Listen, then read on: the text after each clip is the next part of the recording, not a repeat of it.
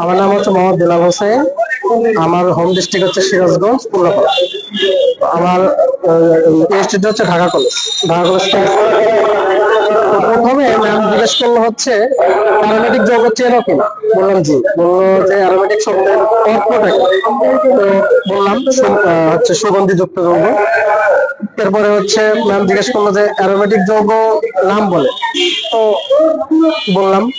এরপরে হচ্ছে অ্যালিফেটিক যৌগ যেমন একটা জিজ্ঞেস করলো, অ্যালিফেটিক যৌগের নাম বললাম। কার্বোহাইড্রেট কি সেটা বললাম, কার্বোহাইড্রেটের উদাহরণ জিজ্ঞেস করলো।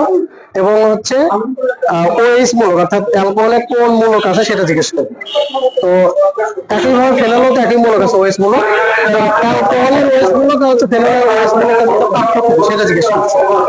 এবং হচ্ছে কিভাবে শনাক্ত করা যায় ফেনোলিক ওএইচ এতটুকু। ঠিক আছে। আমার নাম মোহাম্মদ ইসমাইল হোসেন। আমি ঝিনাইদহ জেলা মহেশপুর উপজেলা থেকে আসছি। আমি প্রথমে সালাম দিয়ে ভিতরে ঢুকলাম, দেন আমাকে বসতে বললো, ধন্যবাদ জানালাম।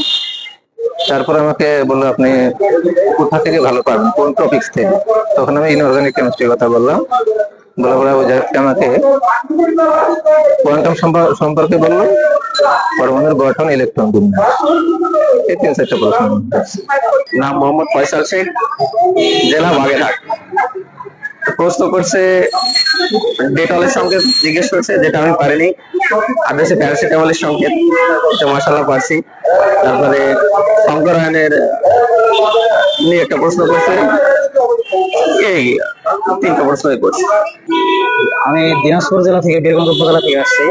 আজকে আমাদের ভৌত বিজ্ঞান রসায়ন পরীক্ষা ছিল। আমার নাম মোহাম্মদ সাদেক হোসেন। তো ভাইবোট আসলে যতটা আমরা টেনশন মনে করছিলাম আসলে কিছুই না, মানে অনেক আন্তরিক ছিল। মানে ওরা চায় যেন আমরা আসলে প্রতিটা প্রশ্নের ওদের উত্তর দিতে পারি। তো মোটামুটি আমাকে প্রায় 6 থেকে 7টা প্রশ্ন ধরছে। আমি মোটামুটি সবগুলোর উত্তর করছি। যত পৃষ্ঠটান সম্পর্কে অর্ধেকটা বলছিলাম।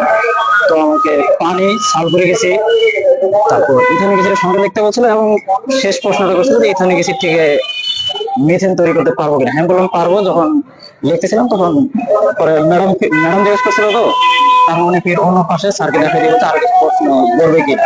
তো স্যার বলবে ঠিক আছে, এটাই হবে।